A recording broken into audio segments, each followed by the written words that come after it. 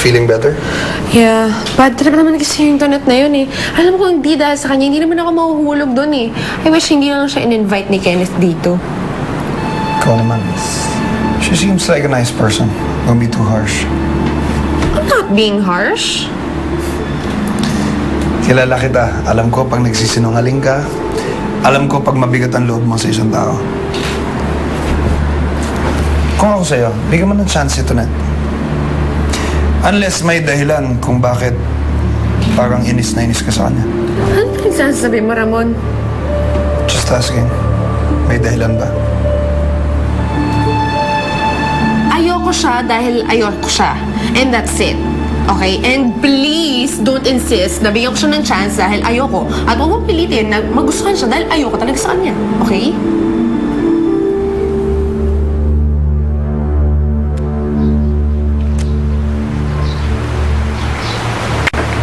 Kenneth,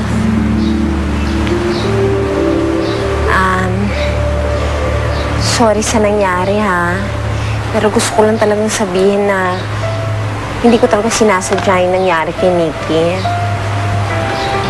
Wala yun, tapos na yun. Importante, wala nasaktan, di ba? Okay naman si Nikki. Ikaw, okay ka naman, di ba? Okay naman ako. Kausapin ko lang si Tita Charito. Sabihin ko sa kanya na paghiwalayin na lang kayo ng kwarto para wala nang gulo, para wala nang problema. Hindi ka ba talaga galit? Galit. Hindi mga may usapan tayo, hindi tayo pwede mag-away. 7 days. Hindi mo ako sinisisi sa nangyari ha. Ikaw? Well, naiinis ako that it had to happen. Especially kay Nikki pa. Naiinis ako that you caused it. Pero wala naman tayo magagawa dyan, di ba? Tsaka kitang-kita ko naman na sinubukan mo talaga siyang sagipin. Na in the process, munti ka pa nga nalunod sa pagsagip sa kanya. So that in itself is a proof.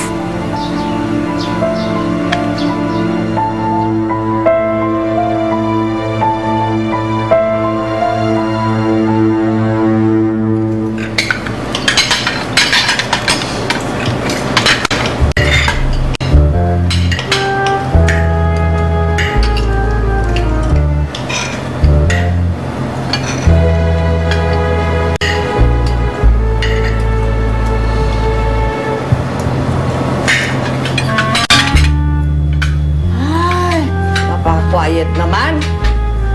I thought we're all here to enjoy. Come on, darlings. Let's just forget what happened.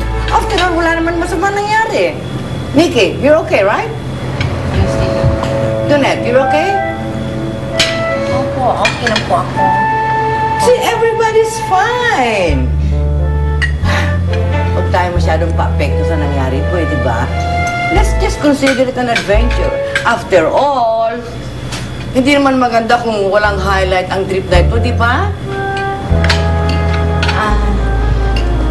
Tama naman po si Mama Marita. Sayang naman mo kung itong buong lakad natin masisira lang ng dahil sa nangyari kanina. Kaya ako na ho mismo ang humingi ng paumanhin sa inyong lahat. Sir Henry, sorry po. Tita Charito, sorry po. Kuya Ramon, sorry po. Mama Marita, sorry po. Kenneth, sorry ha.